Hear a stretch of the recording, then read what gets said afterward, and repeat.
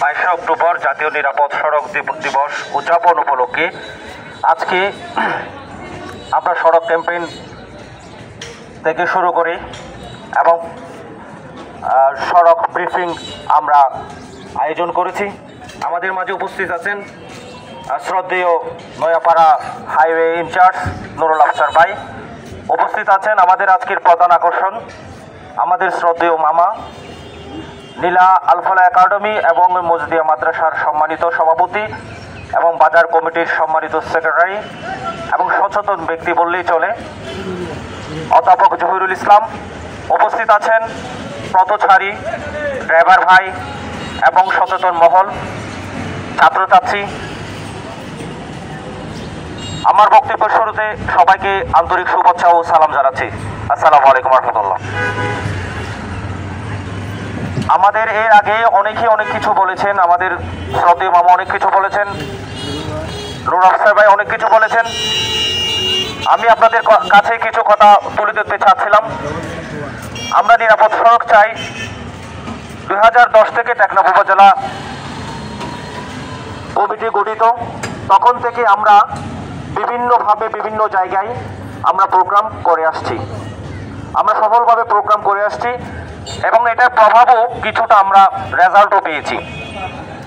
আলহামদুলিল্লাহ, আল্লাহর কাছে লাখ লাখ শুকর জ্ঞাপন করছি যে আমরা আপনাদের সেবায় অর্থাৎ আমাদের দেশের মানুষের সেবায়, দেশের মানুষকে সচেতন করার লক্ষ্যে নিরলসভাবে আমার একটা টিম পুরা টেকনাফ উপজেলায় অসংখ্য ছেলে এবং অসংখ্য ব্যক্তি আপনাদেরকে শৃঙ্খলায় নিয়ে আসতে কাজ করে যাচ্ছে নিরলসভাবে, যেটার কোনো সার্থকতা নেই বললেই চলে।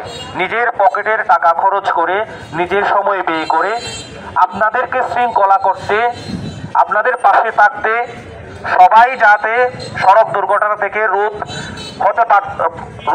রোধ করার জন্য সড়ক দুর্ঘটনা থেকে যাতে সবাই মুক্তি পায় সেজন্য সেই লক্ষ্যে কিন্তু কাজ করে যাচ্ছে। আমি নীলা স্টেশনবাসী এবং যারা নীলা স্টেশনের যারা চালক, বিশেষ করে টমটম সিএনজি চালক ভাইদের উদ্দেশ্যে আমি একটা কথা বলবো। কিছুদিন আগে দফায় দফায় আমাদের সাথে হাইওয়ে থানার ইনচার্জ নুরুল আফসার ভাই সহ, মাসুদ ভাই সহ, জহির মামা সহ আরো কিছু মানুষের সাথে আমার সাথে কথা হয়েছে এবং আমরা বিভিন্ন সিদ্ধান্ত উপনীত হয়েছি এবং আমাদেরকে শৃঙ্খলা ফিরিয়ে আনতে আপনাদের যে অসচেতনতা এবং গাড়তেড়া মূলক যে আচরণ, বিশেষ করে যেখানে সেখানে গাড়ি পার্কিং করা, যেমন ইচ্ছা তেমন গাড়ি চালানো, সামনে কে আছে পিছনে কে আছে না দেখে গাড়িকে মুভমেন্ট করা এবং ডিভাইডারকে না মেনে যে সাইড দিয়ে যাওয়ার কথা সেই সাইড দিয়ে না গিয়ে অন্য সাইড দিয়ে যাওয়া এবং রাস্তার উপর কোনো ছাড়া যেখানে সেখানে যে কোনো জিনিস বিক্রি করতে বসা, এই জিনিসগুলো নিয়ে আমরা বিভিন্নভাবে বিভিন্ন সময় আলোচনা করেছি। এখন কথা হচ্ছে আপনারা শৃঙ্খলার মধ্যে চলে আসেন। যদি আপনারা শৃঙ্খলার মধ্যে যদি চলে আসতে না পারেন তাহলে আইনি পদক্ষেপ নেবেন, সাথে আমরাও ওনাকে সহযোগিতা করব। দেশের মানুষ, আপনি আমার একটা প্রতিবেশী, আমার ভাই, আমার বন্ধু, আপনি ড্রাইভিং করে আপনি গাড়ি চালিয়ে জীবিকা নির্বাহ করছেন, 2টা টাকা অর্জন করছেন। আপনি যদি 2500 টাকা 3000 টাকা যদি ফাইন দেন তাহলে আপনার 2500 টাকা ইনকাম করতে অনেক দিন লাগবে, সময় লাগবে। তা আমরা আপনাদের পেটে কি করতে চাই না, দেয়া করতে চাই না, কিন্তু আপনারা যদি শৃঙ্খলার মধ্যে আসেন তাহলে আপনাদেরই লাভ। সুতরাং আমরা আপনাদেরকে যথাযথভাবে বিভিন্নভাবে বিভিন্ন সময় বিভিন্ন স্টাইলে আমরা বোঝানোর চেষ্টা করব এবং আপনাদের জন্য প্রশিক্ষণের ব্যবস্থা করব এবং আপনাদেরকে একটা লিস্টের আওতায় আনার চেষ্টা করতেছি আমরা। আপনারা যারা এখানে ড্রাইভিং করছেন, গাড়ি চালাচ্ছেন, আপনাদের আইডি কার্ড, মোবাইল নাম্বার এবং আপনাদের নাম সহ আপনাদেরকে আমাদের প্ল্যাটফর্মে জমা দিতে হবে। সেই ফর্মেটটা তৈরি হয়ে গেলে সে ব্যবস্থা হয়ে যাবে, ইনশাল্লাহ আপনারা ওখানে জমা দিবেন। এর বাইরে যারা গাড়ি চালাচ্ছে তারা গাড়ি এখানে চালানো সম্ভব হবে না। অর্থাৎ আমরা যখন এখানে আছি, আমরা কাজ করে যাচ্ছি, আপনারাও আমাদের সাথে কাজ করবেন এবং শৃঙ্খলার মধ্যে চলে আসবেন, আপনাদের কাছে বিনীত অনুরোধ। আর পথচারী ভাইদেরকে উদ্দেশ্যে কথা বলছি আমরা রাস্তা পারাবার সময় এদিক সেদিক তাকাই না, আমাদেরকে যথাযথভাবে তাকাইতে হবে, কোনো গাড়ি আসছে কিনা সেটা দেখতে হবে, এরপর রাস্তা পারাবার হতে হবে। আর অভিভাবক ভাইদেরকে আমি বিশেষ করে বলছি, এখানে আমরা যারা উপস্থিত আছি স্টেশনে, আমাদের প্রত্যেকেরই সন্তান সন্ততি আছে, স্কুল মাদ্রাসায় বিভিন্ন কলেজে যাতায়াত করে, তাদেরকে আমাদেরকে বোঝাইতে হবে, আম্মু এভাবে তোমরা রাস্তা পারাবার হও। ড্রাইভার যদি জোরে গাড়ি চালায়, তাই সেই ড্রাইভারকে তোমরা রিকোয়েস্ট করো, ড্রাইভার সাহেব আপনি আস্তে চালান গাড়ি, না হলে আমি আপনার গাড়ি থেকে নেমে যাব। এভাবে আমাদের সচেতনতা কি করতে হবে, বৃদ্ধি করতে হবে। যদি কোনো ড্রাইভার যদি এভাবে বেপরোয়া গাড়ি চালিয়ে কোনো ছাত্রছাত্রীদেরকে স্কুলে পৌঁছায়, তাহলে সেই ড্রাইভারের নাম ঠিকানা নিয়ে আমাদের কাছে জমা দিবেন, আমরা সেই ব্যবস্থা গ্রহণ করব। আমি নিজেই দেখেছি, আমি অনেকবার দেখেছি, আমি রাস্তার পাশ কেটে আমাকে এত স্পিড আমার পাশ দিয়ে একটা স্কুল ছাত্রীকে নিয়ে যাচ্ছে। কেন ভাই এত তাড়া কিসের?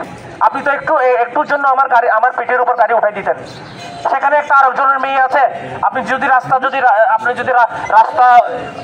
রাস্তায় যদি সঠিকভাবে চলাচল করতে না পারে, যদি আপনি খাদে পড়ে যেতেন, তখন আপনার গাড়িটাও নষ্ট হইতো, ওই প্যাসেঞ্জারটাও ক্ষয়ক্ষতি হইতো, এবং পাশে যিনি থাকতো তারও ক্ষয়ক্ষতি হইতো। তো ক্ষয়ক্ষতিটা কার হচ্ছে ভাই? আপনাদেরই হচ্ছে। তাই আমি কথা বাড়াবো না, আরো অনেকগুলো এজেন্ডা নিয়ে এবং আপনাদের প্রশিক্ষণের ব্যবস্থা হচ্ছে। আমরা বিভিন্ন ধাপে ধাপে আলোচনা করছি সিএনজি ভাইদের নিয়ে একটা কর্মশালা করার জন্য, বিভিন্ন সিগন্যাল থেকে শুরু করে যে ড্রাইভিং প্রশিক্ষণ, সেই প্রশিক্ষণে কিছুটা হলো ধারণা দেওয়ার জন্য। এরপরে টমটম ভাইদেরকে নিয়ে আমরা একটা কার্যক্রম শুরু করব। যতদিন পর্যন্ত আমরা কার্যক্রমটা সাকসেসফুল ভাবে করতে না পারি, ততদিন পর্যন্ত আমরা প্রত্যেকে সহযোগিতায় হাত বাড়া দিব, আমরা প্রত্যেকে এই কাজটা চালিয়ে যাব। আপনাদেরকে বিনীত অনুরোধ করছি, আপনাদের জন্য শ্রদ্ধেয় বাজার কমিটির ইজারাদার মাসুদ ভাই যে 2 জন ট্রাফিক দিয়েছেন, তাদেরকে সম্মান করুন, তাদেরকে শ্রদ্ধার সাথে দেখুন এবং তাদের কথা মতো একটু কাইন্ডলি আপনারা চলুন। যদি না চলেন তাহলে আপনাদের জন্য ব্যবস্থা আছে, আপনাদের উপরও ব্যবস্থা নিব আমরা। আর বিশেষ কিছু বলবো না, আমরা একটা সিস্টেমে যাচ্ছি, সেটা হচ্ছে কি, যারা এখানে রোদে পড়ে ট্রাফিকের দায়িত্ব পালন করছেন, আমরা একটা ফরম্যাট করার ট্রাই করছি, যেখানে আপনারা যারা টমটম চালান, একদিন যে কোনো টমটম চালককে 2 জন করে একদিন করে ট্রাফিকের দায়িত্ব পালন করতে হবে। তখন আপনারা বুঝবেন ট্রাফিকের দায়িত্ব পালন করতে গিয়ে আপনারা কতটা আনডিসিপ্লিন ভাবে গাড়ি চালান। সেটা যখন নিজের দায়িত্বে পড়বে, নিজের কাঁধে পড়বে, তখন বুঝতে পারবেন যে আসলে কাজের মর্মটা কিরকম। আমি বেশি কিছু কথা বলবো না।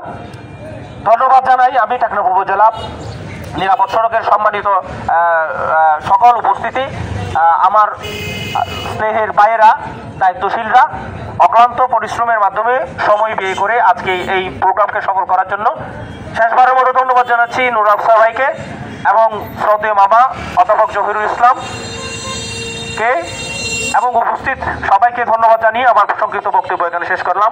আসসালামু আলাইকুম ওয়া রাহমাতুল্লাহি ওয়া বারাকাতুহু।